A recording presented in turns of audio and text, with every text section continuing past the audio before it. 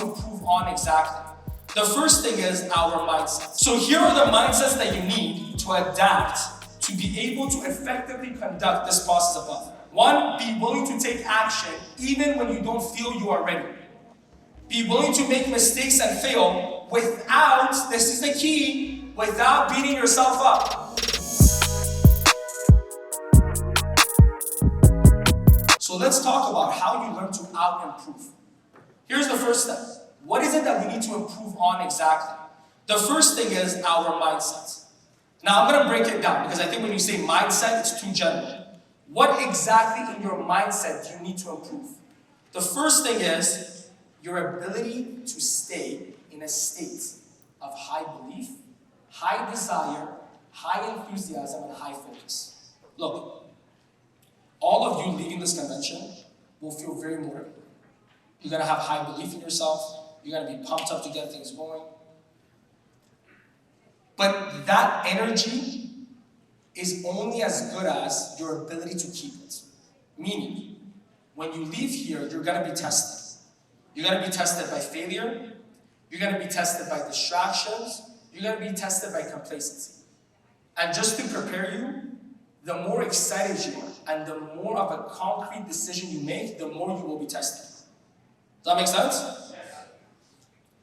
How you pass these tests determines how long you stay in those states of high belief, high desire, high enthusiasm, and high focus. So the biggest thing you need to improve in order to achieve that is your recovery time. I still get upset when I fail. I still get distracted. The new FIFA game is out. It's phenomenal. Okay? I still get complacent. I'm just like you. Okay? Don't think that I'm any different. But here's what I learned to do. I recover significantly faster than my competition. So when I go through failure and my competition is upset for a day, I'm only upset for 5 minutes. So they lose the day, I only lose 5 minutes. Who's more likely to win? By the way, this is no different than a boxer. It's not about how many times you get knocked out, it's about how fast you get up. Why is this important? If you stay down for 9 seconds, you gave your opponent 9 seconds to rest. If you stay down for 2 seconds, they only got 2 seconds to rest. So your recovery time is the biggest determinant in how well you stay in those states and how well you win the competition. Does that make sense? So it's not about not getting upset. It's not about not getting down. It's about how fast we go from that state to the right state. Does that make sense? Yeah. Here's the next thing we need to improve when it comes to our mindset. Our ability to change. Just like Rich Dolly said it last night, every human being has the ability to change. But how fast you can change and how often you can change is what we need to improve.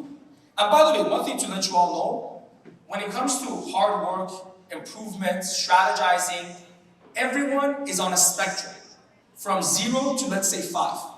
The top of the top of the top, or 5 out of 5 on all the categories. Does that make sense? Most people are maybe 2 out of 5. So it doesn't mean you're a 0 in these areas. It just means we need to get better at them. Is that okay? Okay. So how do we increase our ability to change? I used to think in order to change, I need to know more, I need to be more. It's actually not true. In order to change, you need to actually forgive yourself and others and move on faster. Here's my mentality. Forgive yourself and others, but remember the lessons. Forgive yourself and others, but remember the lessons. The major reason why a lot of people don't change is not because they don't know how to or they don't know what they need to change. It's because they haven't learned to forgive themselves and move on from their mistakes in order to create a different version of themselves. Does that make sense? If you keep going back to the past, there is no future. And the majority of people are going through life like a driver who looks in the rearview mirror, not the front one. What happens if I'm driving and I just look in the rearview mirror? Guaranteed I'm going to get in an accident, yes? And I'm going to get hurt, and people that I love are probably going to get hurt. Would you agree? That's what happens when you build a life where you drive through it looking in the past instead of the future. Not only do you hurt yourself, but all the people around you. So in order to change, it's not about adding on. It's about letting go. You got to rebuild the foundation. Let go of the mistakes you made. Trust me, I have made so many mistakes. I still make mistakes all the time. But just like with my recovery time, I learned to move on and forgive myself and others faster. When you don't forgive people, you know what it's like? It's like walking around life with a big backpack filled with rocks. This is how most people go through life. That's why things happen so slow. It's not because they're not fast. If you take Usain Bolt with all these talents and with all these skill set and work ethic and put a pile of rocks on his back, you think he's going to win the Olympics? Most human beings, I would say all human beings, are very talented. They're very capable. But the only reason they cannot see the potential that they have is because it's hard to win a race when you got all these rocks like this. And you know that anxiety and depression is like that back pain that that person has when they have all that rock. You take the backpack off, I promise you, the anxiety reduces, the depression reduces, and your life elevates because now you're able to stand straight and actually play with your potential. Would you agree? Yes. Here's the next one, awareness. Once you are aware of what you need to change, then it becomes a choice whether you change it or not. Most of us are not aware of the changes that we need to make. That's why mentors and associations are so important. Because they're meant to put a spotlight on the blind spots that we have so that we know what we need to change. But once the awareness is there, then it's a choice. Other than mentors and associations, how else can you get that awareness? Your unbiased observation of your thoughts, self-talk, and actions. You know what the most important part of that sentence is? Unbiased. You gotta leave the justifications aside. You gotta leave the excuses aside. You gotta let that ego go. And you have to truly observe your thoughts and self-talk and ask yourself, am I being a great coach to myself or am I being a great enemy? Because it's hard to win the race of life when you got an enemy in your ears all the time. Would you agree? Let me just give a quick example because I think this is important. If I follow you around all day, you're a loser, you suck. Hey John, good morning. Ready for another shitty day. Let's go. Would you be surprised if that person gets anxiety or depression? Would you be surprised if that person doesn't become successful? They go to a business opportunity. You're a freaking loser. What makes you think you can do this? Oh, so excited for this opportunity. Some of you are sitting here and you're listening to the speakers. I'll never be as good as them. Does a great coach say that to you? Or does a great enemy say that to you? So you've got to observe your thoughts and self-talk without bias, without justification, and ask yourself, am I helping myself or hurting myself? Because most people get a gun with a lot of bullets and all they do is shoot themselves up. So just to summarize, okay? You can choose to accept, forgive, and change, or you can choose to justify, make excuses, and stay the same. The word but has killed many, many, many opportunities. What opportunities am I talking about? The word but kills all your opportunities to actually change. Think about it for a second. What do? I know I got angry, but... And then you know what you do for the next 5 minutes? You justify and make excuses for your anger. When you're so justified to be angry, why do you need to change it? You say, I know I'm being negative, but you don't understand what I go through. And then you continue to list off all your problems. When you're so justified to be sad and depressed, why would you ever be happy? Every criticism, every feedback, whether it's coming from yourself or from other people, is an opportunity. As long as you don't kill it with the word but. Whenever I hear the word but, I'm like, nothing's going to change. Learn to accept, forgive yourself, move on, and then make a decision to change. Is that okay? Yes. Wonderful. Good so far? Yes. Just want to make sure no one's falling asleep. Okay, here's another thing you need to improve. Your skill set. Okay, let's go blow really quick. What skill sets do you need to improve on in order to succeed in this business? Networking, inviting and prospecting, follow-up, presentations, and once you are building a team and have a big team, your leadership skills. Once you master these 5 skills, you master this business and you can make as much money as you're going to work for. By the way, everything that you want to master only has 3 to 5 skills that you need to master. Does that make sense? You want to be a musician, 3 to 5 skills that you need to be mastered to become a great musician. Same with athletes, same with anything. But here's the thing. What exactly is the process of learning? Here is, in my opinion, the process of learning. Everyone starts off bad. Can I see the... Thank you. Everyone starts bad. You become okay. You become good. And then you become great. How fast you go through that ladder depends on how good you become at improving. Because improvement and learning is a skill set just like anything else is.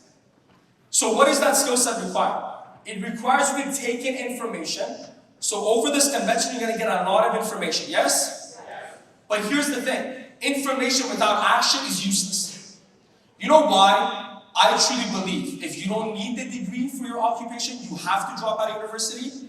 Because I believe it's programming people by a mistaken way. It says memorize information, regurgitate that information on an exam, and you're going to be okay. Many of you are engineers. You have a lot of projects here. Many of you are doctors, lawyers. You learned your profession through university or you learned your profession in the profession? Be honest. You learned your profession in the profession, not in university. Because the university system is not there to educate you. It's there to qualify you. And qualification is not the same thing as education. Education is information that you take action on. Once you take action, you either succeed or fail. And when that happens, here's what really happens. You emotionally engage with the information at that point.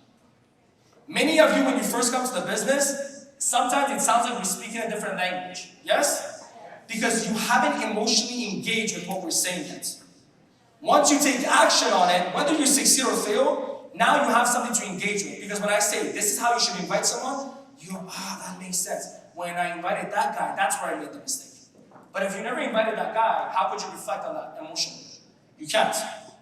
So then analysis is required, and you need to understand why you succeeded or why you failed. And then you know what you do right after? You go back for more information. Because now with that emotional engagement, the next set of information will hit you much harder than the first thing. Is that okay? Yes. Okay, I gotta go a little faster now because I'm running short on time. So here are the mindsets that you need to adapt to be able to effectively conduct this process above. And I'm gonna go through these quick. One, be willing to take action even when you don't feel you are ready. Be prepared to take action even when you feel you are not ready. Be willing to make mistakes and fail without, this is the key, without beating yourself up. Instead, remind yourself that, I lost my notes because I walked there too far. That this is how you get better and take the learned lessons from the experience and apply it the next time you're in a similar situation. Let me tell you why most people kill this process. They take action, and because they're not good at this skill, they fail. And you know what they do? I'll never be good at this. I'm such a loser. I'm never going to be as good as that person. When you talk to yourself that way, how much more motivation do you have to take the next action? By the way, this is science. See, action is supposed to lead to dopamine. Only if it is not interrupted with negativity. When your action is interrupted with negativity, you do not get the dopamine hit from it. So when you go to the gym, you finish a great workout, and instead of patting yourself on the back, man, I did a great workout, I sweated my butt off, if I keep doing this, I'm gonna win. You know what most people do? They go on the scale. Okay, how much weight did I lose after 20 minutes of working out? Oh, nothing. I'm a loser, I'm never gonna lose weight, this sucks. All that dopamine that they could have gotten from the workout goes to nothing. That's the difference between people that love going to the gym and people that hate it. The ones that hate it beat themselves up after working out. The ones that love it pat themselves on the back after they work out. Does that make sense? Yes. Be patient with your results and aggressive with your action taking. Reward yourself for taking action and doing the right behavior, not the results. Many people ask, Nima, how did you stay in this business even though you failed and weren't getting any results? Because I rewarded myself for the behavior, not for the results. I said, if I do my part, God will do his part. So I focused on what I can control, which is the behavior, and I said, God will bring the right people to me when he's ready to give. Does that make sense? If possible, record yourself so you can listen back and see what you do better to share with your mentor so they can give you feedback. And ask for help and feedback often. Every time I do a speech, I ask for feedback. I would love it if you guys follow me on Instagram after this, go scroll down, watch my first speech in 2018. I sucked. My 2019 speech, a little bit better. I thought I did great. And then I watched it, I'm like, oh, I said right after every word. Right? Every speech that I do, in my Vegas speech, my first Vegas speech, I walked around like a caged dog. Okay? But every speech that I did, I analyzed, I patted myself on the back for taking action and facing my fears, and I took a note on what I could improve. Is that okay? Yeah.